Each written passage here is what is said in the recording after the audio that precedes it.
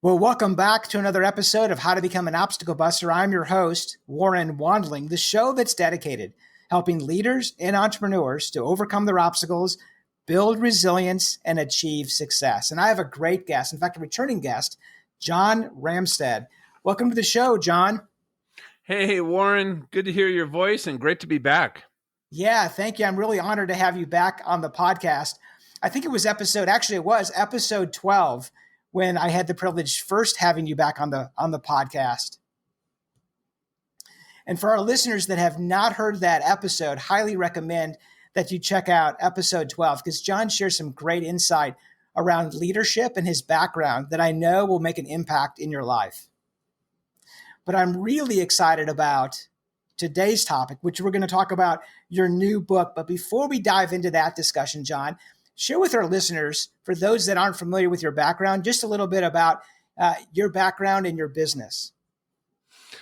Oh, yeah, just a little bit of my background. Went to college on a Navy scholarship back in the late 80s when Top Gun came out, Warren. Was able to go to flight school, and I got to fly the F-14 Tomcat. It was an absolute dream. And then I get told that I'm getting orders and I'm going to get to go to Top Gun. And in the interim, I was playing softball and I got hit with a line drive in my eye and had some nerve damage. And I was done. The Navy discharged me because on a medical. That was we can talk about obstacles, man. That was a very challenging transition when your identity and who you are and everything you'd worked for 7 years of your life is literally just wiped away. And I had to rebuild from scratch. And through that, some incredible mentorship, but I got into business, became an entrepreneur in technology, 3 different technology companies and startups. Then I went to Wall Street. I was looking for a little more balance in my life. Technology for me was just, man, crazy hours, tons of travel. Wall Street was a little more stable and I enjoyed that, but that's what moved me out to Denver. And then in 2011, I was actually in the process of actually just building another company from scratch. And then I had an accident. We talked a little bit about it before, and we can recap that too. But basically, I got thrown off a horse that was at a full gallop into a steel corral fence, virtually broke almost every bone from my chest up, crushed my skull, brain damage. And I was in the hospital for 2 years, had surgery after surgery after surgery, 23 of them. And the recovery from there, I should not be here except for God got directly involved and gave me a second chance. And out of that, built my coaching business, which has been a hard road and one of the most rewarding things that I've ever done, Warren. So there's the quick summary. And it's through all that the book was born. Yeah, that was a great summary. And I, again, encourage the listeners that if they have not heard episode 12, to go ahead and listen to that episode because John shares all about the details in reference to that higher level overview that you just shared. But in reference to your new book, so as the author of On Purpose with Purpose, Discovering How to Live Your Best Life, what inspired you to write the book? You know, everybody kept telling me I should write a book, and I kept hearing it from friends and clients and everything, just because I've been through my accident and the Navy and business. But man, it was so much more than that. And what really inspired me, Warren, and a good friend of mine, Roy, and a client, I show up to do a coaching session with him, and he's like, and I'm like, what are we going to dig in today? What do we focus on? He goes, today's all about you. I'm like, what are you talking about? No, I'm the coach. And he's like, no. And he goes up and he erases the entire whiteboard. He goes, John, I've watched you work with me. I've watched you work with friends of mine. I've heard you speak. There is a process behind what you're doing and why we're getting such transformational results. And I want to know what it is because I think you need to put it in a book. And honestly, that's what started with it. Now, this guy is one of the busiest people I know, Warren. And man, I'm so grateful. People are so amazing.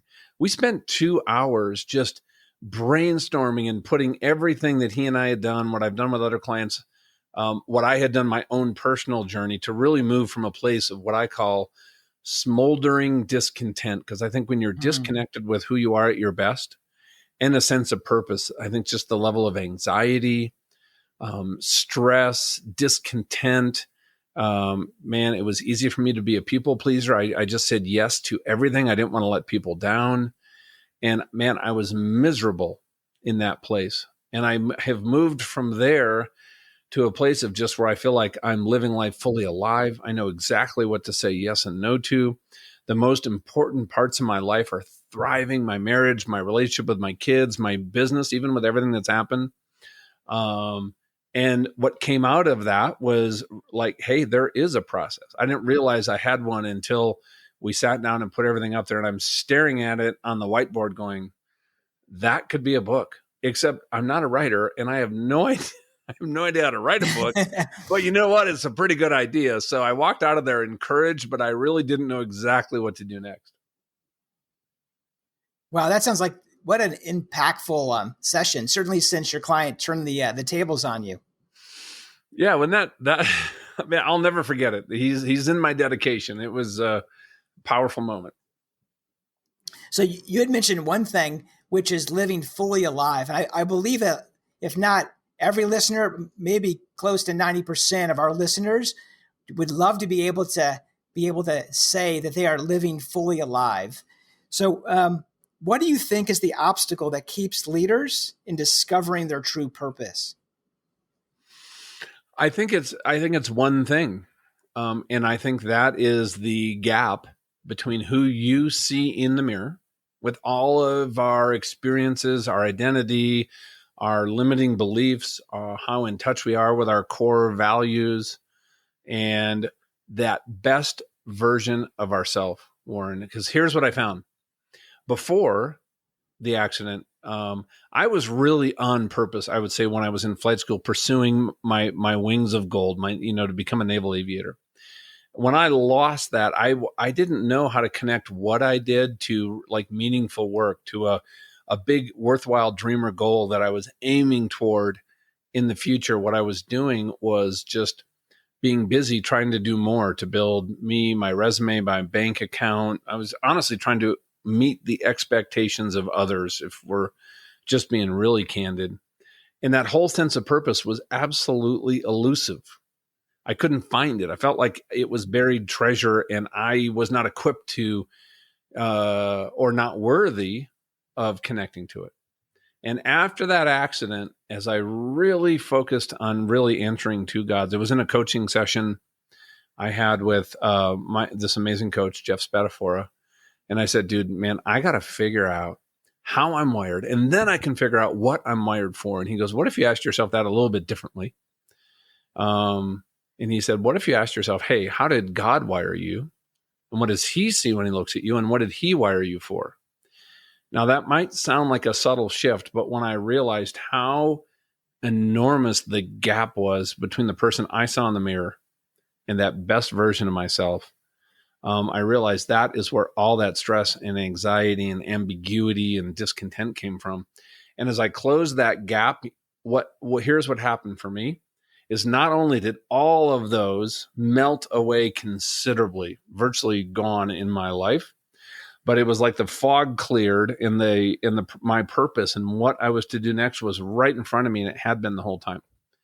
And so I think that's the biggest obstacle. I think, honestly, the key to finding your purpose is first discovering and meeting and moving toward that best version of yourself. Wow. So is there a specific strategy that you direct leaders to be helped to discover that best self? Well, yeah, think about it. It's here's the best, I think, metaphor I can think of. Let's say you're flying along at altitude the last time you were on a jet airliner, right? Going somewhere. And you kick back in your seat and the crew's got the autopilot on. Warren, I don't know if you've read this in the book. Do you know what % of time that aircraft is actually on course? I don't exactly know that %, John, but I know in reference, it's less than what you expect. I know that much. Yeah, it is. A lot of people like to think like 70, 80, 100, but it's actually on course less than 3% of the time. Oh, wow. Okay. Because now think about it. When you feel turbulence, that is big, giant wind gusts up at altitude pushing that airplane off course. And the engines are turning and people are walking up and down the aisle. There's everything is conspiring to push that airplane off course. It has to know how to bring itself back on course. And it's no different than us as people, as husbands, wives, fathers, mothers, business leaders. We have to constantly make corrections. And the autopilot has to know three very distinct things in order to do that. The first one is true north. It has to have a navigational reference to not only set that initial course, but to make that correction. I have to have a reference and to make a correction back to where I'm supposed to go, or I just drift off like I did before my accident into this land of smoldering discontent. I had just gotten there and didn't even know how I got there. And so what is that true north in our lives, right? It could be your faith. That's a big part of mine. I think a big part of it is your identity, really digging in and rooting out. Like I know for myself in business and in life, there's been things, my own experiences, failures, successes, things that have been said to me, about me, some of which were not true.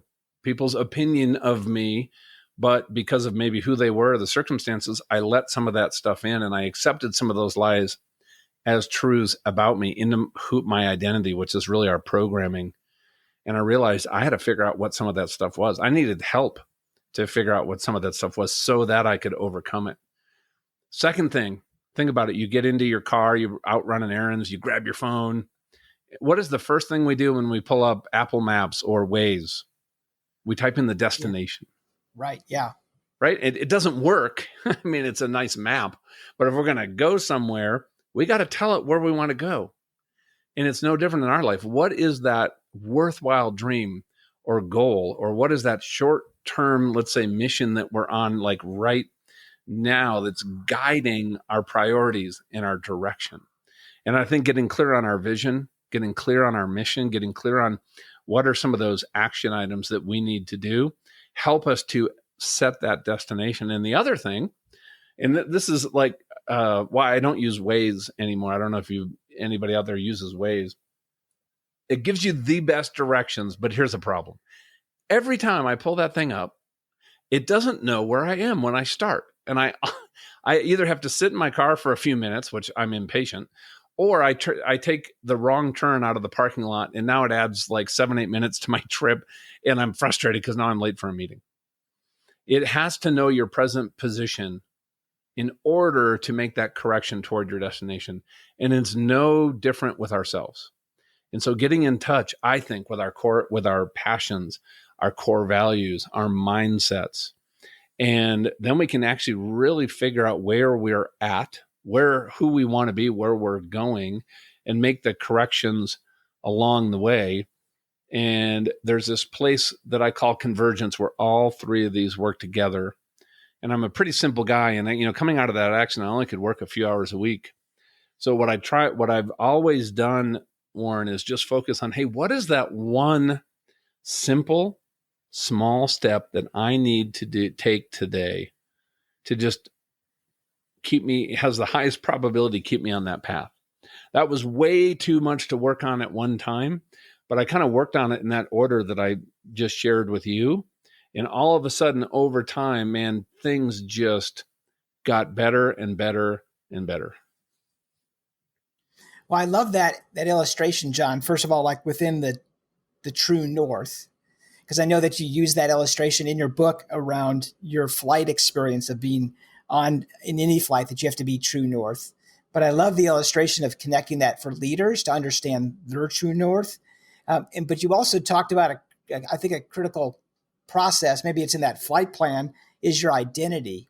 Are there strategies that you use to help identify some of those beliefs that some leader might have that's not really allowing them to be on true north?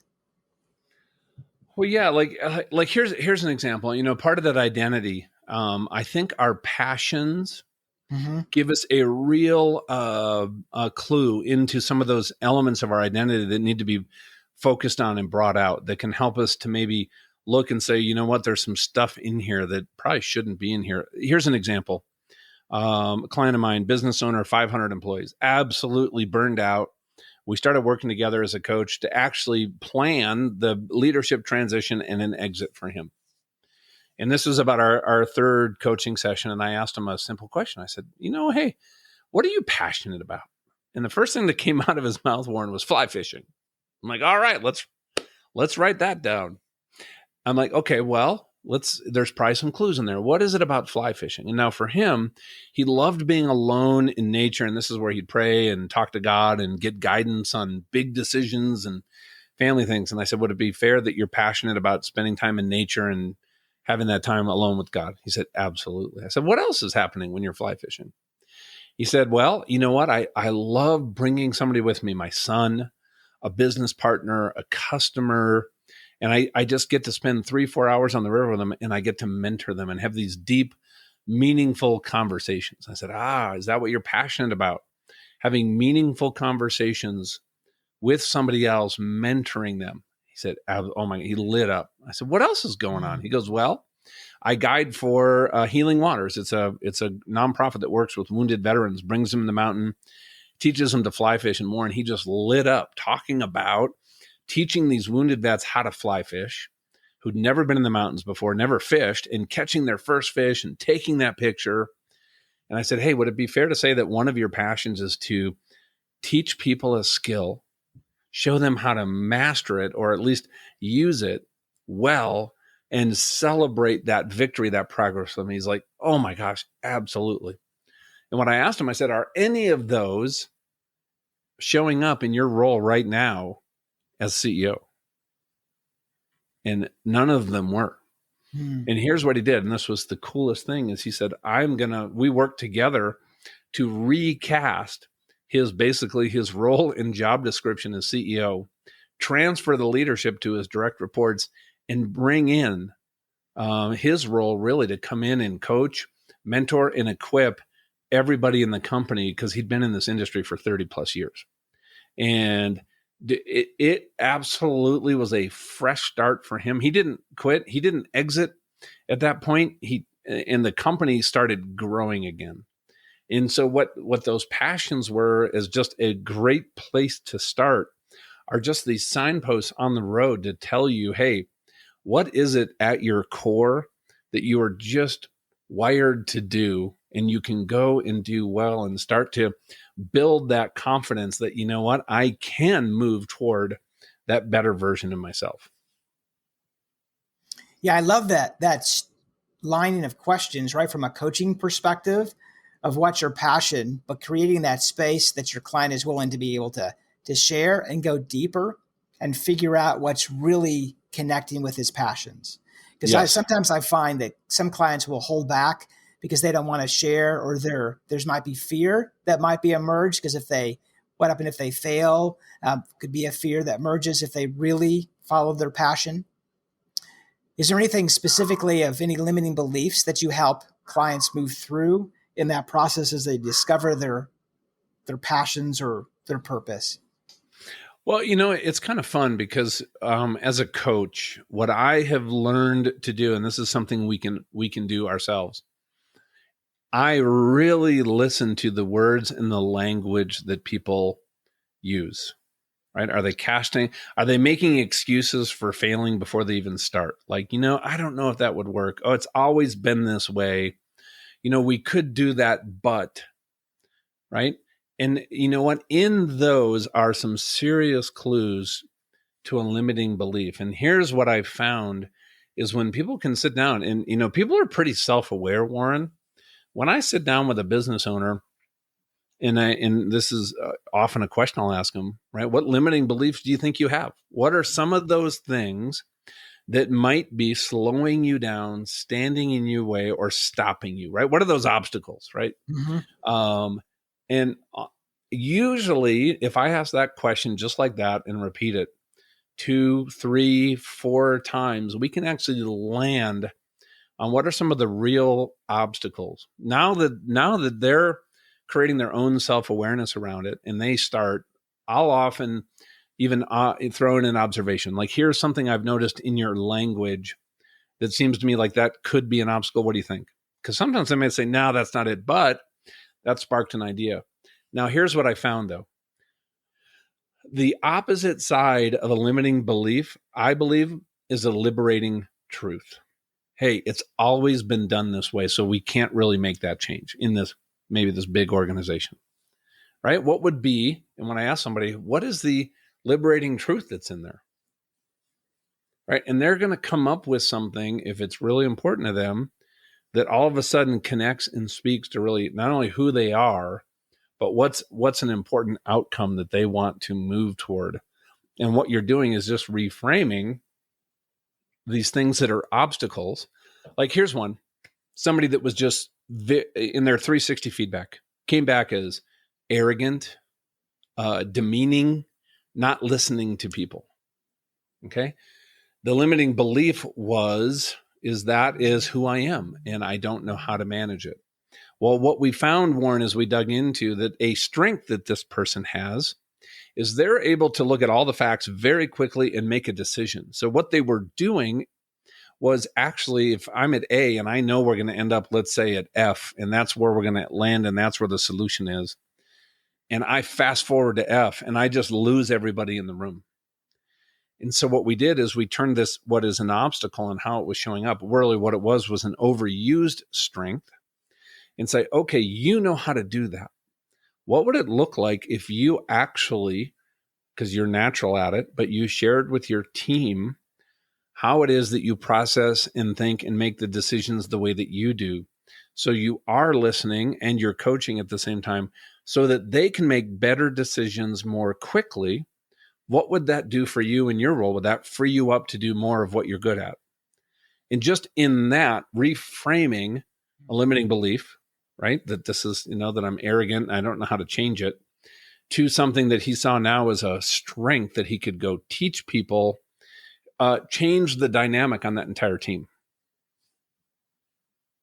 Well, that's really powerful, Jen. I think that's leading to one of the lines I really love in your book. You say that our own thinking, our mindset tends to be invisible to us as water is to fish.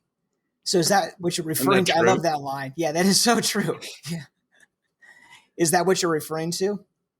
Yeah, like I got to tell you, when our mindset, it is the sum of everything that I think, how we think, the emotions that we have in different situations, how we react, and then the actions that we take.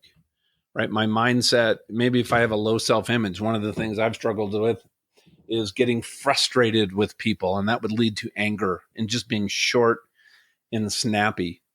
And if I think about it, right, my mindset was seeing other people as obstacles, right? Talking about being an obstacle buster. I mean, who wants to work for a boss that sees their people as obstacles to their own success? And and I got to tell you, for me, and it was absolutely, I've read a ton on mindset, but anybody out there that the book Mindset by Carol Dweck. Oh, yeah. And I quote it in my book because the transition for me from a fixed mindset, how she describes it, right, to a growth mindset has absolutely been transformative for me. And just as an example, real quick, let's just say it's a young woman on your team and you want her to go brief everybody. And there's a lot of, maybe intimidation or fear there. Hey, what if I fail? What if I don't do well? What if people don't think I'm professional and competent? And I think for our women, the women in the organization, some of those feelings are even more heightened, right? Because of some of the business cultures that are out there. But what if we create this safe environment and let them know that, hey, no matter what, there is no success or failure. This is a huge part. I see you as a leader in this organization and I want to promote you.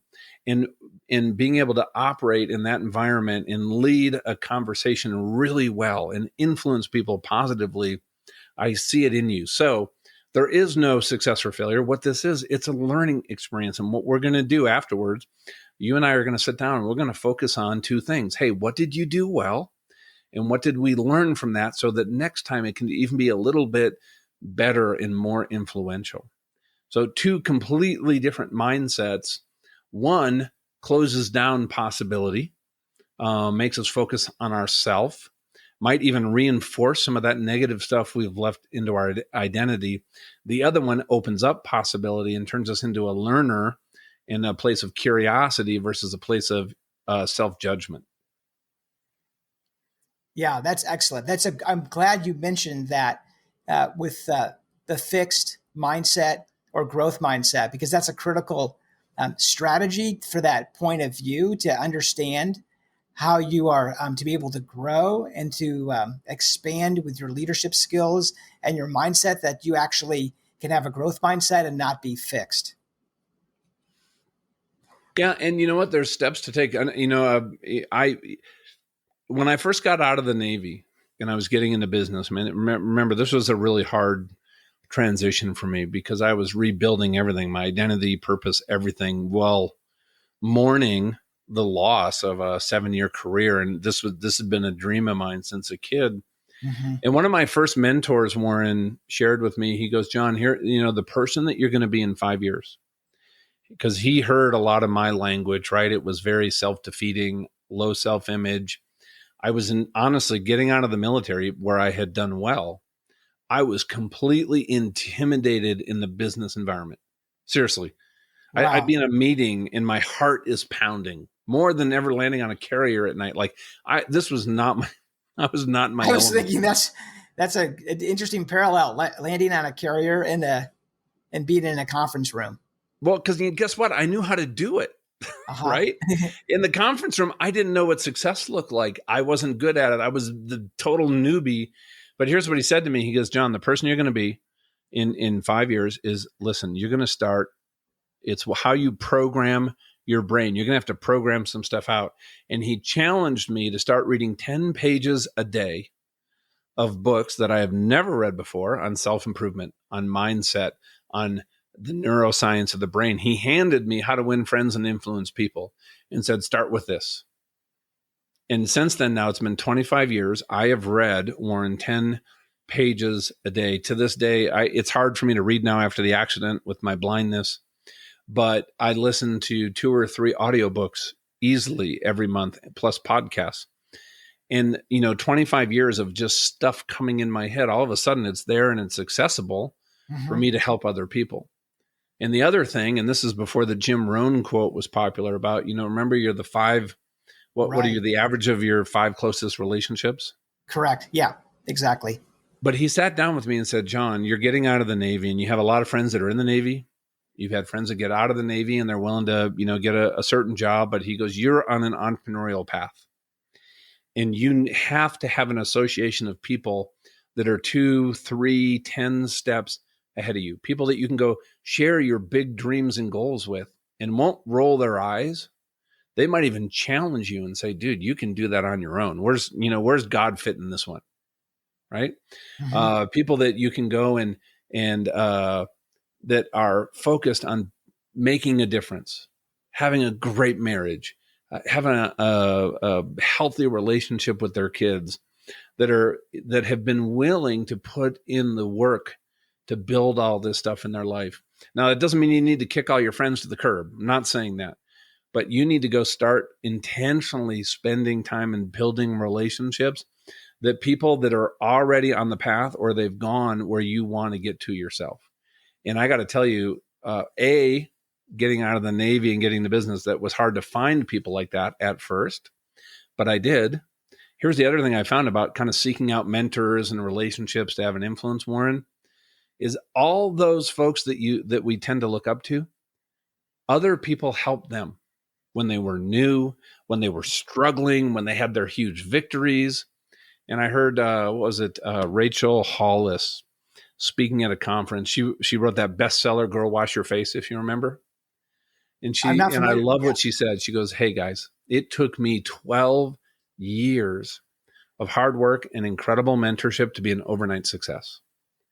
I'm like, right on, man. You know what? Sometimes we look at those people we want to be mentored by, and we look at their present success like, hey, I'm not worthy. And I've absolutely felt that way. But guess what? If we go back and look at where they were 5, 10, 15, 20 years ago, they were where we are now. They had the same doubts and fears, and somebody reached out with a hand and helped them. And what I have found 9 times out of 10 is those folks are open to either sharing, mentoring, helping you, pointing you in the right direction. And I got to tell you, that has been honestly my secret weapon over that and my faith over the last, my gosh, probably 30 years, Warren. Wow. That's some great insight, John. So what do you hope people take away from reading your book? I think one thing, honestly, is that what I have found when people start closing that gap between that person in the mirror and that best version of themselves, all of a sudden they connect to a purpose. They connect to something meaningful. They start thinking bigger again. And what I've seen is just transformation in their marriages, their relationship with their kids, their business, their impact in their community. So what I'm hoping is through this, people just figure out where they're at, get that clarity. They have their own action plan. They know the next steps that they need to take. They start working on mastering their own psychology, and they look at some of the things in their life, those obstacles that are slowing them down, and they figure out how to go through them, around them, or optimize them so that they're not as big as an obstacle. And you start putting those things together, and honestly, I think we can change families. We can change how we lead. My personal opinion is everybody should have a boss that they love working for, because they care about you as a person, and they also care about what the organization's doing. Imagine how much things would change if people actually started seeing the value in other people, because what I have found, when people start becoming a better version of themselves, they just naturally start taking more of an interest in others. And not only that, but if you're one or two steps ahead of somebody else in that journey, you can help somebody else also take a couple steps. And we all start doing that for each other. I really believe, Warren, we can create a movement that can solve so many of the problems that we're seeing out in the world, in business, in society, in our communities right now. Yeah, that's excellent, John. I think that is so true in reference to helping others to be able to expand as they find their best self, to be able to make that impact. And that's really multiplication then, making an impact. Yeah, So 100%.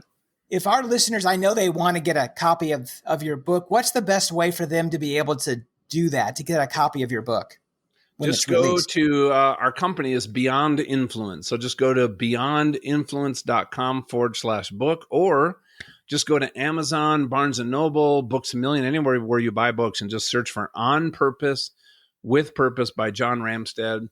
And what we're doing, Warren, is we're launching this thing. If you guys buy the book and write a review, that's huge for us.